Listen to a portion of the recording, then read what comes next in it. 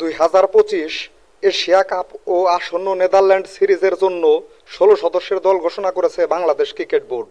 দল থেকে বাদ পড়েছেন ওপেনার নাইম শেখ ও অলরাউন্ডার মেহেদী হাসান মিরাজ। তবে দলে নতুন করে জায়গা পেয়েছেন নুরুল হাসান সোহান ও ওপেনার সাইফ হাসান। দলে থাকা 16 জন খেলোয়াড় হলেন অধিনায়ক লিটন দাস, তানজিদ হাসান তামিম, পারভেজ হোসেন ইমন, সাইফ হাসান, তাওহিদ হৃদয়, জাকের আলী অনিক, শামীম পাটোয়ারি, নুরুল হাসান সোহান, শেখ মেহেদী হাসান, রিশাদ হোসেন, নাসুম আহমেদ, মুস্তাফিজুর রহমান, তানজিম হাসান সাকিব, তাসকিন আহমেদ, শরীফুল ইসলাম ও সাইফুদ্দিন। এছাড়া অতিরিক্ত খেলোয়াড়ের লিস্টে আছেন সৌম্য সরকার, মেহেদী হাসান মিরাজ, তানভীর ইসলাম ও হাসান মাহমুদ।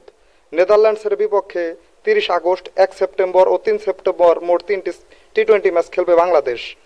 এছাড়া 11, 13 ও 16 সেপ্টেম্বর এশিয়া কাপে হংকং, শ্রীলঙ্কা ও আফগানিস্তানের বিপক্ষে মাঠে নামবে বাংলাদেশ।